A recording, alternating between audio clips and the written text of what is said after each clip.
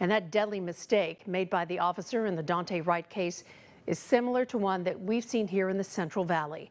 Back in 2002, Everardo Torres was shot and killed by a Madera police officer who says she meant to deploy her taser.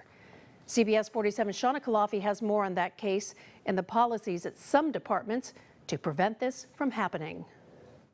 It's been more than 18 years since 24-year-old Everardo Torres was killed by an officer in Madera police custody, an incident with distinct similarities to the shooting death of 20-year-old Daunte Wright in Minnesota earlier this week. In both cases, the officers claiming they mistook their gun for a taser. In October of 2002, Madera police responding to a noise complaint at an apartment complex arrested Torres. According to court records, he fell asleep in the patrol car handcuffed, then woke up and started yelling and kicking the back window. Madera police officer Marcy Noriega says she yelled at Torres to stop or he was going to be tased. Then court records show she opened the car door and reached down to her right side, where she had a pistol holstered on her officer belt with a taser just below on her thigh holster.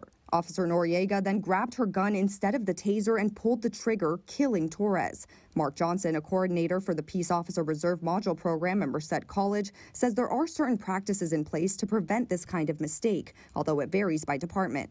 The taser is usually a bright neon color, and then typically an officer's sidearm is going to be on the strong side of their body. Typically, the taser is going to be in a holster that's a cross strong. So in other words, you're going to have to move across your body to pull it out. Johnson says in California, officers must have at least 12 hours of training every 2 years for defensive tactics and firearms use, but says there aren't a lot of universal regulations when it comes to using tasers. The taser is a great tool. I certainly wouldn't want to see officers lose it because when it's used effectively, majority of the time, injury is avoided to both the officer as well as to the individual they're trying to apprehend. But definitely we're going to have to take a closer look at it because we can't make these mistakes. Shauna Kalafi, CBS 47 Eyewitness News.